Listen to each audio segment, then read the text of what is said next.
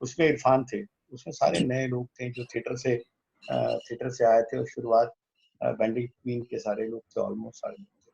तो इरफान को मैं तब से मैं जानता था। लगातार उसके बाद फिर टिशू ने 2-3 शो स्टार प्लस के लिए बनाया। उसमें भी मैं आर्ट डायरेक्शन कर रहा था। फिर एक मकबूल फ़िल्म मैंने की जिसमें इरफान थे, पूरा महीना भर हम उनके साथ वहाँ रहे भोपाल में।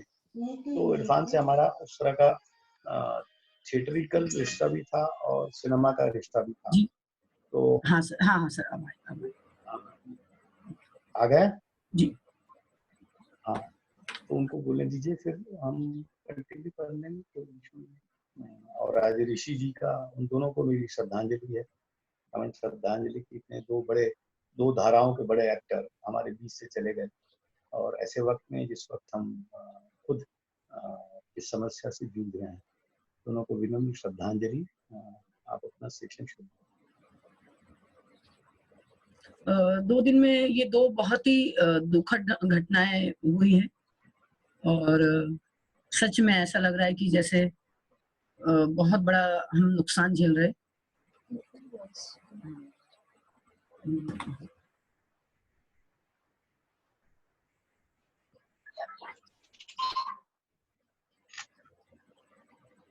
हाँ सर, मैं कह रही हूँ।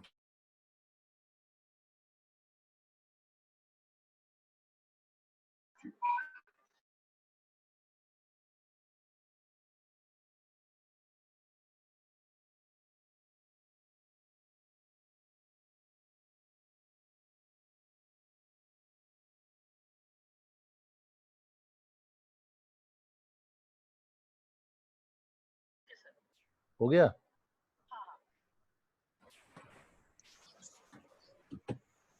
जी सर, सर हम हाँ, आपका ठीक है। स्वागत करते हैं, नमस्कार करते हैं सर। नमस्कार। नमस्कार सर। नमस्कार, नमस्कार। सर हमारे बीच में Jayant sir, okay. Jayant sir भी हैं और साथ में ओम पारिक सर भी है, तो हम आप सभी बड़े जनों का स्वागत करते हैं, नमस्कार करते हैं। जयंत सर ने अभी-अभी ऋषि कपूर और साहब और इरफान साहब के लिए कुछ उनकी यादें बताई थी। हम सभी लोग उनके इस तरह से चले जाने को बहुत एक दुर्घटना ही कह सकते हैं कि बहुत जल्दी ये लोग हमारे बीच से चले गए। तो हम सभी लोग उनके लिए श्रद्धांजलि अर्पित करते हैं। जी। सर आप क्लास शुरू कर सकते हैं। शुक्रिया गीतांजलि। मैं दरअसल वहीं से शुरू करने वाला था और मैं उसके साथ जी बिल्कुल करिए सर। उषा गांगुली का नाम भी जोड़ना चाहता था, जी। क्योंकि अभी 2-4 दिन पहले की बात है कि उषा जी हमारे बीच में नहीं रहीं और वो थिएटर की दुनिया की एक बहुत बड़ी हस्ती थी। बहरहाल अब ये तो आना जाना है, दुनिया का दस्तूर है। मुझे लगता है मैं भी 75 का हो गया हूँ, नंबर तो लगाए हुए है, पता नहीं कब निकल जाऊं। अरे सर आप भी कुछ भी। तो आज दरअसल थोड़ा सा कंफ्यूजन रहा। पहले पटकथा लेखन पर आपने वो दे दिया अपना जो भी विज्ञापन था। असल में पटकथा लेखन तो एक फिल्म का या टीवी का सब्जेक्ट है। जब हम नाटक की बात करते हैं तो नाट्य लेखन की बात करते जी हैं। वो थोड़ी मुझसे मिस्टेक हो गई थी। हाँ, अब और दूसरी बात ये हुई थी क्योंकि आपका ये आग्रह था कि मैं संस्कृत नाटकों के बारे में या उसका जो स्ट्रक्चर है उसके बारे में ज़रूर कुछ बात करूं। जी। शायद वो कहीं जो आपके पढ़ने वाले स्टूडेंट्स हैं जी उनके जी पास वो जानकारियां ना हों। जी। अब मुझे ये लगता है कि जो नाट्य लेखन में आना चाहता है, उतरना चाहता है आज, या वो नाट्य निर्देशन में भी आना चाहता है या वो रंग कर्म में भी आना चाहता है, तब भी उसको जो संस्कृत का जो हमारा भंडार है, जो हमारे पृष्ठभूमि है, जो खजाना है, उसकी अगर बहुत बारीक नहीं तो मोटी मोटी जानकारियां जरूर हमारे पास होनी चाहिए। अक्सर मैं देखता हूं कि जो नए लोग आ रहे हैं वो दो चार नाम जरूर, ब्रेख्त का भी सुन लिया, स्तानिस्लावस्की का भी सुन लिया, और भी दो चार पढ़ भी लेते हैं कुछ लोग, लेकिन वो अपनी परंपरा से, अपनी जड़ों से काफी कटे हुए लगते हैं और उनको उन मूल चीजों का पता नहीं है। तो मैं उन मूल बातों पर कुछ बात जरूर आज करूंगा, और उसके साथ मैं ये जोड़ना चाहूंगा कि जो आज मैं नाट्य लेखन कर रहा हूँ, क्योंकि मैं अपने संदर्भ में ज्यादा जानता हूँ, दूसरा व्यक्ति कैसे कर रहा है शायद उसमें मैं अपनी इतनी अथॉरिटी के साथ बात ना कर सकूं, लेकिन मैं कैसे कर रहा हूं और मेरा कहाँ से मैं मटेरियल उठाता हूं, कहाँ से सोर्स उठाता हूं, कौन से सूत्र हैं जो मुझे मदद करते हैं, जी मैं उनको भी संस्कृत ड्रामा के स्ट्रक्चर के साथ जोड़कर थोड़ा सा देखूंगा। जी असल में जो बहुत सारे जो हमारे फॉर्म हैं नाटक के, जिनको हम मौजूदा रूपों में देखते हैं, हम ये नहीं जानते कि उनके स्रोत वो कहीं ना कहीं नाट्य शास्त्र में बिखरे हुए हैं। बल्कि नाट्य शास्त्र ही नहीं, हम कई बार ये भी मानने की भूल कर बैठते हैं कि नाट्य शास्त्र से पहले कुछ नहीं था, जबकि ऐसा नहीं है। नाट्य शास्त्र से पहले भी आचार्य हुए हैं। अब एक बिंदु बन जाता है, एक प्रस्थान बिंदु बन जाता है, किसी भी परंपरा का जब निर्माण होता है तो एक प्रस्थान बिंदु बनता है जहां से हम शुरुआत करते हैं, और उससे पहले जो वो बहुत कुछ हो चुका होता है, या तो वो हमारे पास लिपिबद्ध नहीं होता, या वो काल में कहीं समाप्त हो जाता है, या उसकी कहीं प्रासंगिकता नहीं रहती, या कोई ऐसे कारण होते हैं जो वो हमारे लिए हम उसको जानते नहीं हैं, लेकिन उसकी कुछ कुछ ध्वनियां हमें जरूर मिलती रहती हैं। वो नाट्य शास्त्र में भी कहीं ना कहीं आपको मिलेंगी। अब दूसरी समस्या जो आती है वो ये आती है कि शास्त्र पहले या ग्रंथ पहले, या रचना पहले, यानी लक्ष्य ग्रंथ पहले या लक्षण ग्रंथ पहले। तो आम धारणा ये यही है कि बिना लक्ष्य ग्रंथों के लक्षण ग्रंथों का निर्माण नहीं हो सकता। यानी हम लक्षण कहाँ से उठाते हैं? हमारे सामने कुछ रचनाएं होती हैं, 10, 15, 20, 50, हम उनको, कोई भी आचार्य जब वो लक्षणों का निर्माण करने बैठता है, चाहे वो कविता के लक्षण हो या नाटक के लक्षण हो या आज फिक्शन के लक्षण हो, तो उसके सामने कुछ रचनाएं होती हैं, कुछ बड़ी रचनाएं होती हैं जिनके आधार पर वो अपने, ये कुछ डिस्टर्बेंसेस आ रही हैं, तो जिनके आधार पर वो अपने लक्षणों का निर्माण करता है। तो यही सवाल नाट्य शास्त्र के बारे में भी है कि क्या भरत ने, और भरत भी कोई एक नहीं है, ये मान लिया जाता है कि कोई एक व्यक्ति था जिसने नाट्य शास्त्र का निर्माण कर दिया, ऐसा नहीं है। और नाम भी मिलते हैं, वृद्ध भरत या और भरत, एक भरत पीठ भी उसकी कल्पना की गई है कि एक भरत पीठ, जिस तरह से एक पद है, जैसे कि प्रधानमंत्री का एक पद है, राष्ट्रपति का एक पद है, ठीक उसी तरह से भरत भी एक पद है, और उसमें बहुत लोगों का योगदान है। जैसे वैदिक साहित्य में जो वेद हैं, उसमें भी कोई एक व्यक्ति को हम ये नहीं पूरा श्रेय दे सकते कि वेदों का निर्माण केवल एक व्यक्ति ने किया। उसमें कालांतर में बिल्कुल शताब्दियों तक वो सारा चलता रहा है, और तब जाके वो एक स्वरूप उनका निकलता है। ठीक इसी तरीके से बहुत लंबे अरसे तक ये चलता रहा है, और जाकर उसका फिर एक स्वरूप निकला जिसको हम नाट्य शास्त्र के नाम से जानते हैं। माना ये जाता है कि जो भास हैं वो संभवतः भरत से पहले हो चुके थे, और भास के नाटक अगर आप देखें तो वो भरत का जो नाट्य शास्त्र है उसके बहुत सारे लक्षणों का, या बहुत सारे उसका अनुशासन, जो अनुशासन है, उस अनुशासन का बहुत ऐसा सख्ती से पालन करते नहीं दिखते जैसे कि कालिदास दिखते हैं। उसके समय को लेकर भी बड़ा एक बहस है कि पहली शताब्दी या पहली से छठी शताब्दी या पहली से पहले दो शताब्दी ईसा पूर्व, लगभग 400-500 साल का ये अंतर आज भी एक रहता है। लेकिन मोटे मोटे तौर पर पहली शताब्दी, लोगों ने ये मान लिया है कि पहली शताब्दी के आसपास ये नाट्य शास्त्र अपनी सत्ता में आ चुका था। अगर हम ये मान लेते हैं, चलिए हम उसमें उस चक्कर में ना भी पड़े, क्योंकि वो एक दूसरा विषय है, क्योंकि हम मूल विषय पर आना चाहते हैं कि जो भी हमें स्ट्रक्चर मिला वो स्ट्रक्चर है क्या, और उस स्ट्रक्चर के सहारे आज हम कितना आगे जा सकते हैं या कितनी हमें मदद मिलती है।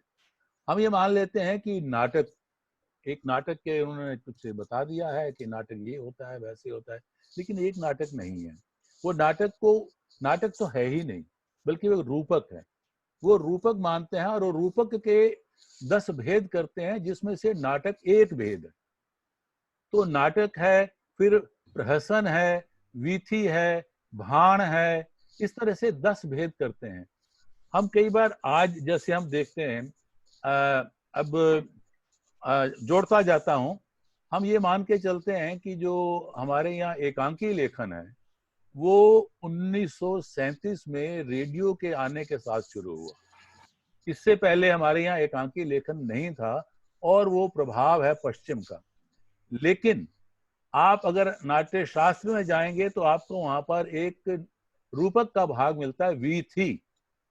अब जो वीथी है उसकी जो मूल जो विशेषता है वो यही है, वीथी का होना कि उसका एक ही अंक होता है और उसके 2 पात्र होते हैं। किसी आचार्य ने उसके 3 पात्र माने हैं और उसमें कोई भी रस हो सकता है। तो ये हमारे पास एक स्ट्रक्चर था, लेकिन उसमें उन्होंने 13 अंगों का विधान किया है। अब वो 13 अंगों का निर्वहन करना संभवतः हमारे लिए संभव नहीं था और वो छोड़ दिया गया। मैं आपको 1-2 उदाहरण, क्योंकि एक ये भी बड़ी समस्या है कि जिनका ये जिक्र करते हैं उनके उदाहरण नहीं मिलते, या तो वो नष्ट हो गए हैं और या पहले उन्होंने लक्षणों का निर्माण कर दिया फिर और उस तरह से नाटक लिखे नहीं गए। लेकिन बकुल भी थी नाम से एक नाटक मिलता है, पर उसमें इसके अलावा कोई और नाटक हमें नहीं मिल रहा। अब इसी तरह से अगर, लेकिन हम ये तो मान सकते हैं ना कि वन एक्ट प्ले हमारे लिए कोई एकदम ऐसी नई कल्पना नहीं है कि जिसकी जड़ें या जिसके सूत्र हमारे पास नहीं थे। हमारी सबसे बड़ी दिक्कत यही है कि हम हमेशा पश्चिम की ओर देखते हैं, जबकि हमारे पास, हम ये नहीं कहते कि पश्चिम की ओर ना देखें, जरूर देखना चाहिए, क्योंकि वहां भी बहुत बहसें हुई हैं। हमारे यहाँ जो बहस, जो सारा शास्त्रीय विमर्श चला है वो समझ लीजिए 13वीं शताब्दी तक आते आते लगभग समाप्त हो गया।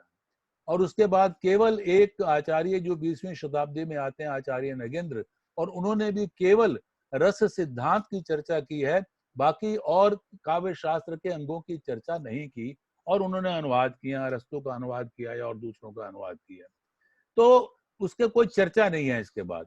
लेकिन पश्चिम का मामला दूसरा है। वहां पर अरस्तु से शुरू होकर बीच में थोड़ा सा व्यवधान हमें लगता है, लेकिन आधुनिक काल में आके वहां पर शास्त्रीय घमासान ज्यादा है।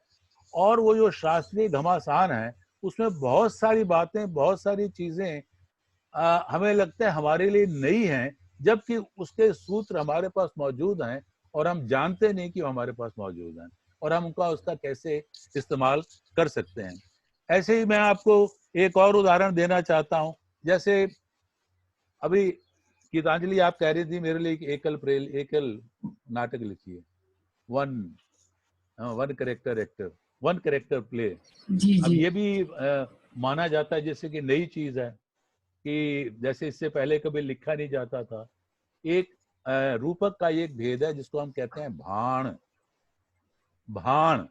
हो सकता है बिगड़ के यही शब्द लोक में कहीं भांड बन गया हो, संभव है ये, क्योंकि हमारे यहाँ नाट्य धर्मी और लोक धर्मी की जो परिभाषा की जाती है, ये 2 रूप मोटे रूप पर माने जाते हैं। लोक धर्मी नाटक भले ही शास्त्र पर आधारित ना हो, लेकिन शास्त्र बिना लोक के नहीं चल सकता। बिल्कुल वो अनुशासित होने के बावजूद भी लोक के दबावों से बार बार वो टूटता है और बार बार नई चीजों का निर्माण होता है। इसी को ही हम कहते हैं कि ये सृजनात्मक, ये क्रिएटिविटी है। जो नए नए लिखने वाले लोग हैं वो किस तरह से उनको तोड़ते हैं और वो दबाव लोक के होते हैं।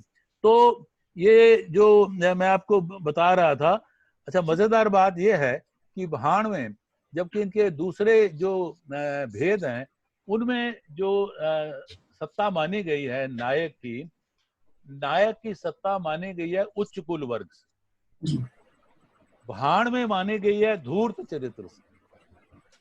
यानी जो धूर्त चरित्र होगा और उस धूर्तता के सहारे आप तरह तरह की कॉमिक सिचुएशंस जो हैं वो पैदा कर सकते हैं, जिस तरह की आप अंधेर नगरी में देखते हैं। हालांकि वो भाण नहीं है, वो प्रहसन की श्रेणी में आता है, लेकिन एक उदाहरण के तौर पर समझा रहा हूं कि वो उसमें अब भाण के भी उन्होंने आगे 10 भेद कर दिए। तो ये इन भेदों में नहीं जाऊंगा, क्यों उलझाना नहीं चाहता मैं उसको, लेकिन मैं एक सूत्र रूप में सिर्फ बताना चाहता हूं कि क्या क्या। और जो तीसरा मुख्य भेद जो है वो प्रहसन, मैंने जिक्र किया अभी, प्रहसन हमारे यहाँ लिखे गए हैं और प्रहसन भी शुद्ध और संकीर्ण प्रश्न, ये प्रहसन इनकी चर्चा की गई है। लेकिन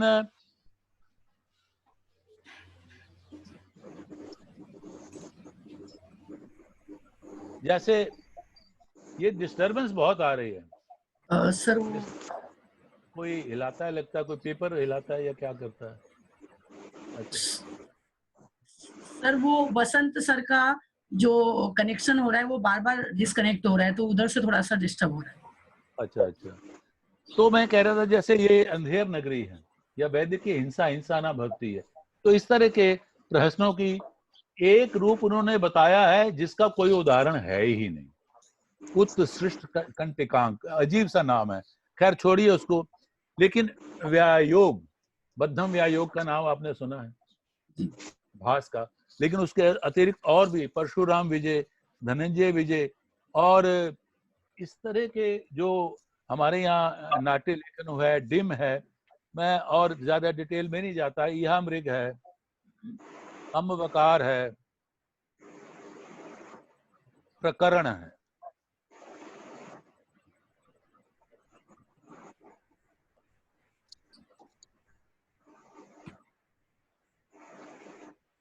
तो ये जो नाटक के रूप रहे हैं, रूपक के जो रूप रहे हैं, लेकिन जो मुख्य नाटक है वो नाटक से पहले तो थोड़ा सा ये भी बता दूं, क्योंकि उसमें भी लक्षणों की बात है, बड़ा मोटा मोटा बताऊंगा क्योंकि उसमें कंफ्यूज ना हो जाएं लोग। आप विस्तार से पढ़ना चाहें तो नाट्य शास्त्र भी और किताबें भी हैं, वहां आप पढ़ सकते हैं। लेकिन जो मोटा मोटा ढांचा है संस्कृत नाटक का वो क्या है? संस्कृत नाटक का जिसको हम नाटक कहते हैं, रूपक का जो हिस्सा है, जो फुल लेंथ प्ले जिसको आज की भाषा में हम बोलते हैं, उसमें सबसे बड़ी शर्त जो है उसकी कथा की। कथा उसकी इतिहास विश्रुत या लोक विश्रुत होनी चाहिए, और इतिहास में पुराण भी शामिल है। फिर उसका जो नायक है वो उच्च कुल का ही होना चाहिए। अब यहाँ आप अगर आप सामाजिक अध्ययन करेंगे तो सामाजिक अध्ययन से आप उन नतीजों पर भी पहुंच सकते हैं कि हमारा समाज उस समय भी जातीयता के आधार पर किस तरह से बटा हुआ था, और जातीयता के आधार पर किस तरह से एक आंतरिक मन में एक था कि ये उच्च कुल है, ये निम्न कुल है, ये अधम कुल है, ये इस तरह का जाति विभाजन वो साहित्य में भी कहीं ना कहीं परिलक्षित हो रहा था, जिसको आधुनिक काल में आकर खंडित किया गया है, तोड़ा गया है, तरह तरह के नाटक लिखे गए हैं।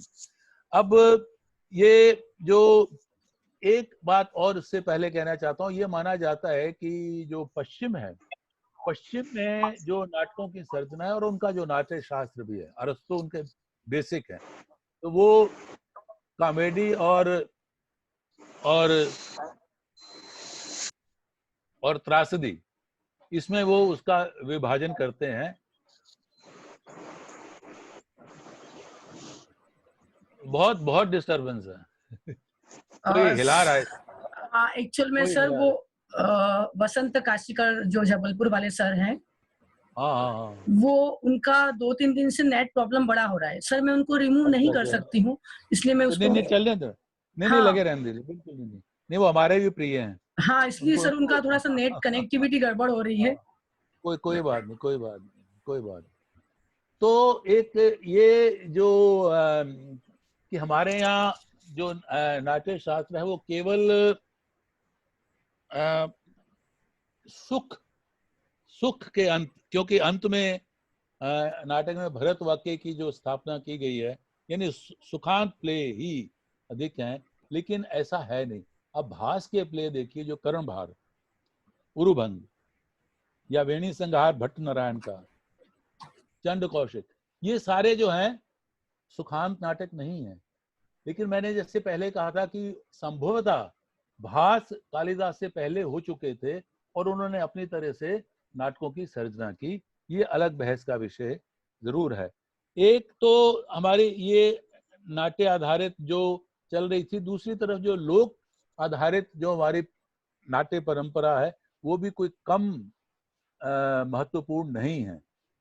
उसका भी अगर आप ग्रीक या पश्चिम के जो दूसरे देश हैं उनमें उनमें किस तरह से विकसित हो रहा था नाटक और हमारे यहाँ किस तरह से विकसित हो रहा था, दोनों में आप तुलना करें तो लगभग लगभग आपको समानताएं मिलेंगी। वहां भी खेलों में नट तमाशे करते थे जिनको वो ममर्स प्ले के नाम से जाना करते थे कि ममर्स प्ले हैं। उनमें संवाद नहीं होता था, कथा नहीं होती थी। लेकिन हमारे यहाँ कथा तत्व बहुत महत्वपूर्ण रहा। ऐसा नहीं कि हमारे यहाँ नट तमाशे नहीं हुए, नट तमाशे हमारे यहाँ भी होते रहे हैं, लेकिन कथा तत्व बहुत तेजी से यहाँ प्रवेश करता है और कथा के प्रति भारतीयों का बहुत विशेष झुकाव है। इसलिए आप पाते हैं कि कथा जो बेताल की कथाएं और कथा सरित सागर, ये सब आपको मिलती हैं। लेकिन ये जो कथा और कहानी, इन दोनों में भेद करने की जरूरत है। कहानी बाद का जो है, जिसको आप शॉर्ट स्टोरी कहते हैं, ये बाद की अवधारणा है। कथा पहले की अवधारणा है, लेकिन कथा रूढ़ हो गई। धीरे धीरे कथा धर्म के साथ जुड़ गई। सत्यनारायण की कथा, इसकी कथा, उसकी कथा, वो धर्म के साथ जुड़ गई और वो कहानी रह गई। लेकिन कहने का ये है कि चाहे आप उसको कथा कहें या कहानी कहें, वो जो एक तत्व है वो लोक हमारी परंपराओं में बहुत तेजी से उसने प्रवेश किया है और उसका एक अलग उसकी परंपरा चली है। बात मैं कर रहा था संस्कृत नाटकों के ढांचे की। तो संस्कृत नाटकों का जो ढांचा है उसकी सबसे पहली मोटे तौर पर जरूरत मैं बता दूं कि जो वो शुरुआत करते हैं नांदी पाठ से शुरुआत करते हैं। नांदी पाठ जिसको हम आज की भाषा में मंगलाचरण भी कहते हैं, लेकिन मंगलाचरण के आज स्वरूप बदल गए और अलग अलग तरह से मंगलाचरण करते हैं। जैसे मैं आपको अपने एक नाटक का उदाहरण दूं, मेरा नाटक जो अन्वेषक है, अन्वेषक में भी मंगलाचरण है। गीतांजलि तुमने तो काम किया उसमें, गीत की का। जी, जी सर। तो उसमें जो शुरुआत है वो क्या है, जय जय जय रंगमंच हमारा। वो मैं वहां किसी गणेश की स्तुति नहीं कर रहा, किसी शिव की स्तुति नहीं कर रहा, किसी ब्रह्मा की स्तुति नहीं कर रहा, किसी की स्तुति नहीं कर रहा। किसकी स्तुति कर रहा हूं? अपने रंगमंच की और रंगमंच के साथ जुड़ी हुई परंपराओं की और उसके साथ जो हमारा दर्शक वर्ग है उनकी। तो ये एक बदलाव किस तरह से आता है, लेकिन रूप उसका बिल्कुल बदल गया है। तो वहां तो नांदी पाठ में यह कि निर्विघ्न समाप्त हो नाटक, क्योंकि तब जो नाटक होते थे अधिकतर जो वो खुले में होते थे और राक्षस लोग जिसको कहते हैं, राक्षस ना कहिए, आजकल मैं कहता हूँ वो राक्षस आज अगर आज जो प्रेक्षागृहों में जिस तरह से नाटक होते हैं और गंभीर नाटक हो जाए और हो रहा होता है और लोग बैठ के वहाँ सीटियां बजा रहे होते हैं, तो ये राक्षस ही और क्या है। तो इस तरह के राक्षस तब भी रहते होंगे कि किसी तरह का विघ्न डालना। मैं आपको एक उदाहरण देना चाहता हूँ, शेखर सेन का नाम आपने सुना होगा। बहुत अच्छे अपने वो जी, एकल प्रस्तुतियां करते हैं और बहुत अच्छे करते हैं और अनुभव है उनको देखना। आवाज भी बहुत अच्छी है, संगीत प्रधान होते हैं उनके। तो एक बार हमारे कमानी में कर रहे थे, मैं राक्षसों की बात कर रहा हूँ, किस तरह से विघ्न आते हैं, रंग विघ्न भी बोला जाता है। तो वो अपना कर रहे हैं और बीच में फोन बज गया। आजकल तो फोन ही राक्षस के एक हथियार है। तो जो फोन बज गया तो वो रोक देते हैं, वो अपनी प्रस्तुति रोक देते हैं, वो कुछ नहीं कहते, फिर खड़े हो जाते हैं कुछ सेकंड के लिए और फिर शुरू करते हैं। फिर किसी और का फोन बज जाते हैं तो फिर वो हाथ जोड़ के कहते हैं, हे प्रभु इन्हें क्षमा करना, ये नहीं जानते ये क्या कर रहे हैं। तो ये इस तरह के विघ्न और इस तरह के जो हम आज बदले हुए रूप में देखते हैं, ये तब भी रहते होंगे। तो नांदी पाठ का ये, और उसके बाद सूत्रधार एक महत्वपूर्ण हिस्सा है। सूत्रधार का प्रवेश है, नाटक की प्रस्तावना होती है और नाटक शुरू होता है। और अंकों के बीच में विष्कंभक लाया जाता है। विष्कंभक का मतलब है कि एक अंक और दूसरे अंक के बीच में मान लीजिए 2 अंक हो गए और उसके बाद तीसरा अंक शुरू हो गया, लेकिन इस बीच में कुछ ऐसी घटनाएं हो गई जो कि नाटककार ने कहीं अपने ना तो पहले के अंक में ना दूसरे आने वाले अंक में दी हैं, तो उन घटनाओं की सूचना भर विष्कंभक के माध्यम से दे दी जाती थी। इसी तरह से चूलिका उसका एक महत्वपूर्ण हिस्सा है, जो नेपथ्य से सूचना दी जाती थी उसको वो चूलिका के नाम से कहते थे। और अंत में जो है वो भरत है। लेकिन उसकी जो मूल परिकल्पना है वो नायक, 3 धुरियां हैं संस्कृत नाटक की, वस्तु, नेता, रस। ये तीनों महत्वपूर्ण है कि वस्तु क्या होगी, जो मैंने बताया उसमें वो प्रख्यात भी हो सकती है, लेकिन रूपक के भेदों में उत्पाद्य भी है। उत्पाद्य यानी जो लेखक कल्पना से लाता है या कहीं से जुटाता है और वो लोक विश्रुत नहीं होती और वो इतिहास संबद्ध भी नहीं होती, इतिहास विश्रुत भी नहीं होती। वो इस तरह की जो कथाएं हैं उनको वो उत्पाद्य के रूप में देखते हैं। और उसके साथ रस का बहुत महत्व है। वहाँ रस की स्थापना की गई हमारे यहाँ, और रस निष्पत्ति के सिद्धांत की स्थापना की गई है। ग्रीक में विरेचन की स्थापना की गई। वहाँ कला का या नाटक का मुख्य जो कर्म है वो क्या है?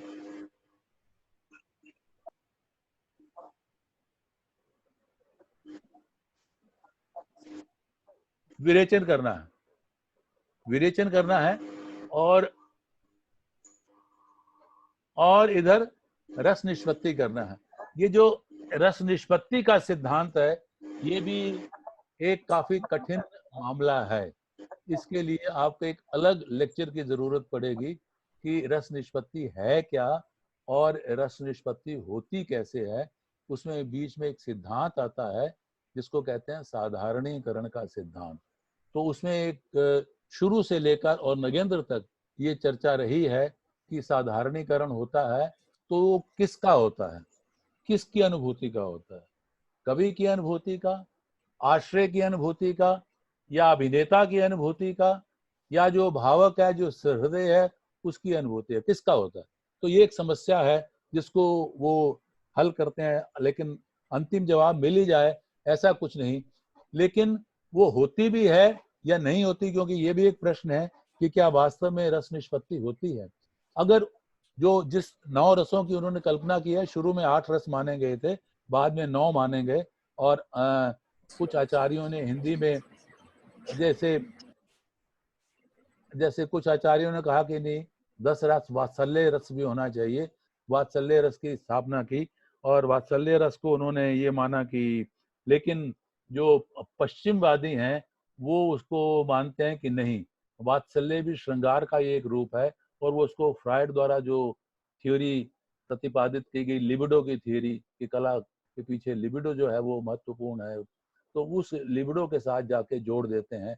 लेकिन हिंदी में वात्सल्य की जो अब स्वीकार्यता है, क्योंकि जो सूर का विपुल साहित्य है, या जो तुलसी की जो बाल क्रीड़ाएं हैं राम को लेके या उधर कृष्ण को लेके सूर की, वो कहाँ जाएंगी, वो रस कौन सा है? तो ये एक समस्या वो काव्य की है, उसको छोड़ते हैं। लेकिन यहाँ जो 9 रसों की बात की गई है, उन 9 रसों की श्रृंगार रस को सबसे रसराज माना गया है, प्रमुख है, और वीर रस। ये दो रस आपको संस्कृत के नाटकों में मिलेंगे। अब आधुनिक समस्या क्या है, आज के मनुष्य की समस्या क्या है, ये तब उस समय की बात कर रहे हैं जब लाइफ इतनी कॉम्प्लेक्स नहीं थी, मनुष्य इतना मसरूफ नहीं था, मनुष्य के पास समय था, और उस समय के साथ साथ मनुष्य की जो सोच थी वो भी वो जैसे अपने आप को विभाजित करके देख सकता था, सोच सकता था, या उसमें तिरोहित हो सकता था मन से। आज शायद वो संभव नहीं है। आज की जो आपाधापी है, जो आवाजाही है, और जिस तरह की कॉम्प्लेक्सिटीज हैं, तो क्या ये रस थ्योरी आज के मनुष्य के लिए कोई मायने रखती है कि नहीं रखती? ये एक आधुनिक प्रश्न है। और इसलिए उस रस के बजाय आप देखेंगे कि नाटककार ने कॉन्फ्लिक्ट को ज्यादा चुना। जो आधुनिक नाटककार है वो रस की निष्पत्ति करवाने की बजाय कॉन्फ्लिक्ट को पैदा करके, और जो चारित्रिक बनावट है उसके विविध आयामों को उद्घाटित करके वो अपनी बात कहना चाहता है। कहना तो कोई चाहता ही है, नहीं तो कहना नहीं चाहता तो वो लिखेगा क्यों? लिखने का अर्थ ही है कि आप कुछ कहना चाहते हैं। तो ये भी एक समस्या है। तो वो कॉम्प्लेक्सिटीज को आज जिस तरह से आज का नाटककार, जैसे मान लीजिए आधे अधूरे नाटक लीजिए, ये इसलिए ले रहा हूँ क्योंकि लगभग सब लोगों ने पढ़ा होगा, देखा होगा। अब उसका जो चरित्र है, मुख्य चरित्र, वो कितना कॉम्प्लेक्स है। इवन जो सावित्री है वो कितनी कॉम्प्लेक्स है। उसकी अपेक्षा आषाढ़ का एक दिन का कालिदास उतना कॉम्प्लेक्स नहीं है वो भी, लेकिन उतना कॉम्प्लेक्स नहीं है जितना कि महेंद्रनाथ है। महेंद्रनाथ के जितने चेहरे आपको दिखते हैं नाटक में, कालिदास के उतने चेहरे नहीं दिखते। तो ये कॉम्प्लेक्सिटीज का लेवल आपको शहरों में चरित्र से चरित्र तक, और संबंधों की बुनावट, सामाजिक बुनावट, ये सारी चीजें उसकी कॉम्प्लेक्सिटीज को तय करती हैं। तो इसलिए इस रस थियरी को, रस सिद्धांत को लोगों ने खारिज कर दिया कि ये आज संभव नहीं है कि आप एक रस को लेके आप कुछ लिख रहे हैं और व्यक्ति उससे बंध जाएगा, बल्कि उसकी बजाय जो है, जो कॉम्प्लेक्सिटीज हैं उसको, क्योंकि मनुष्य की कॉम्प्लेक्सिटीज को पकड़ना बहुत मुश्किल काम है, क्योंकि आदमी ही, मनुष्य खुद नहीं जानता कि मैं कितना कॉम्प्लेक्स हूँ। सर हमारा कई वीडियो अभी बार बंद होने वाला है, तो जैसे समय हाँ, खत्म होगा आप उसको रिज्वाइन कर लीजिएगा। Okay okay. सर तो वो खुद नहीं जानता कि मैं कितना कॉम्प्लेक्स हूँ, इसलिए वो दूसरों को क्या जानेगा कि वो कितना कॉम्प्लेक्स है। लेकिन फिर भी एक निरंतर ये एक्सप्लोरेशन की कोशिश रहती है। इसी को कहते हैं, अगर ये ना होता तो सारा लेखन